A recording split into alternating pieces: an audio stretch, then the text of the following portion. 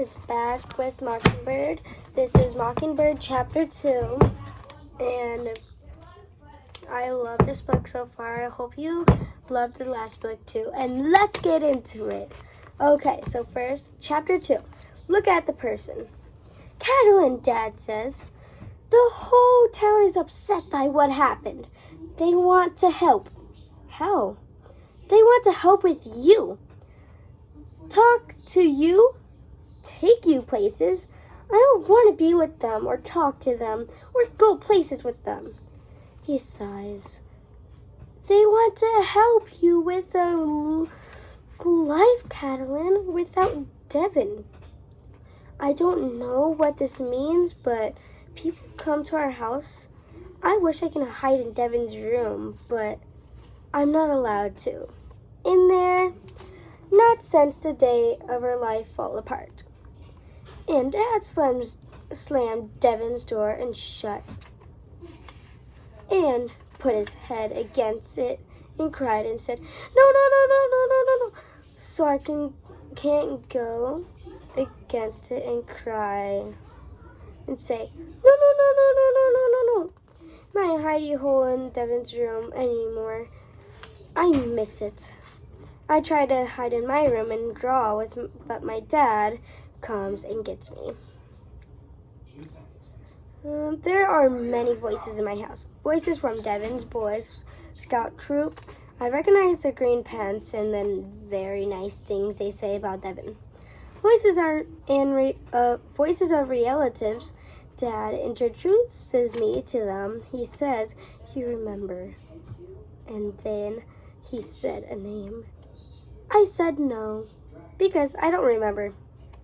Dad says, "Look at the person." So I quickly look at the person's nose or mouth or ear, but I still don't remember. One voice says, "I'm your second cousin." Another says, "Wasn't it beautiful memorial service?" Another says, "I love your drawings. You're so talented." Artist, will you draw with me sometime? One even says, "Aren't you lucky to have so many relatives?" I don't feel lucky, but they keep coming. Relatives we hardly saw when Devin was here, how they can see. Neighbors like the man who yelled out Devin to get out of his lawn. How can he help? People from school, Miss Brooke, my counselor, Miss Harper, the principal, all my teachers since kindergarten, except my real 5th grade teacher, because she left after what happened at Devin's school. I don't get it because nothing bad happened at James Madison Elementary. So why did she have to leave? Now Mrs. Johnson is my teacher. She didn't even know Devin accepted she watched him play basketball. She says, "Twice I've watched the LA Lakers play, more than twice. I don't try to help them." Catalin, if you ever want to talk about what happened to you, just let me know, Miss Johnson says. That's what Miss Brooke is for. I tell her, maybe we can sit down together. Why? So we know where we're coming from. I look around in the living room and stare at the the sheet-covered chest. I come from here. I'm sorry, I meant so we all know how you're feeling. Oh, Miss Brooke knows how I'm feeling. So you can find out from her. I have super flouts. My dictionary says super. Flowness means exceeding what is sufficient or necessary. I just thought it would be nice to take some time and sit and chat. I shake my head. Superfluous also means marked by wastefulness. Well, okay then. she says, I suppose I can talk with Miss Brooke. Miss Brooke says, you can talk with her anytime because her door is always open. I tell Miss Johnson, actually, it's almost always closed, but if you want to knock, then remember to open it. Thank you, Catalin.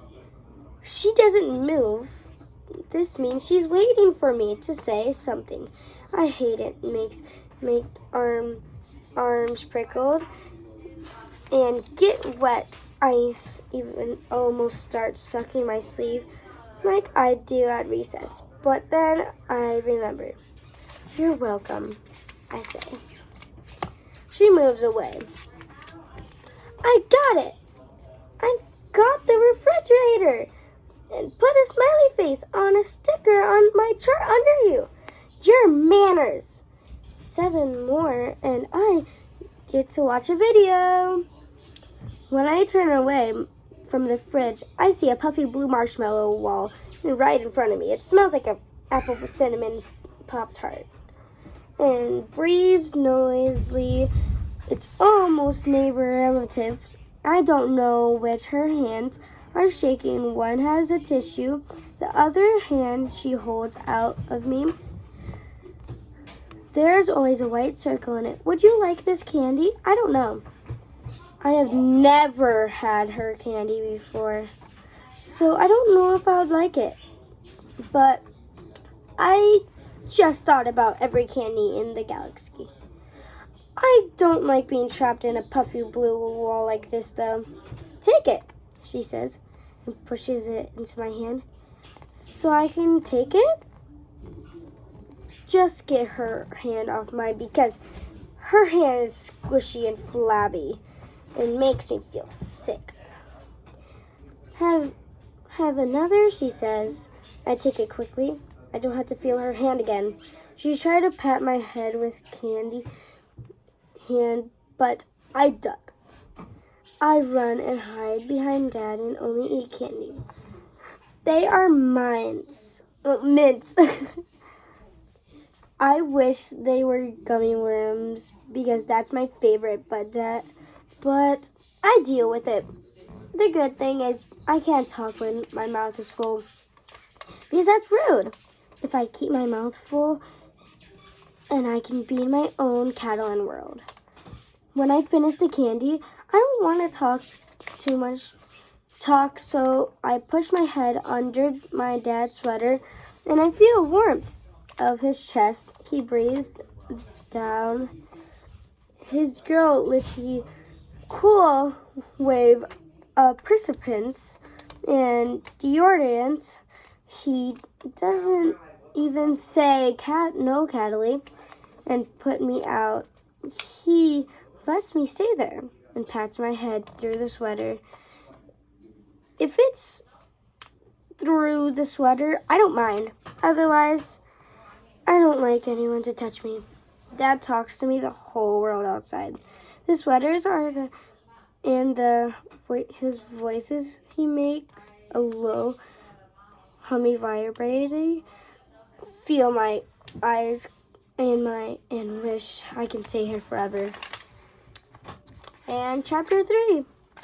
Have a nice day. Thank you for letting me read to you. That was only 8 minutes. Have a nice day.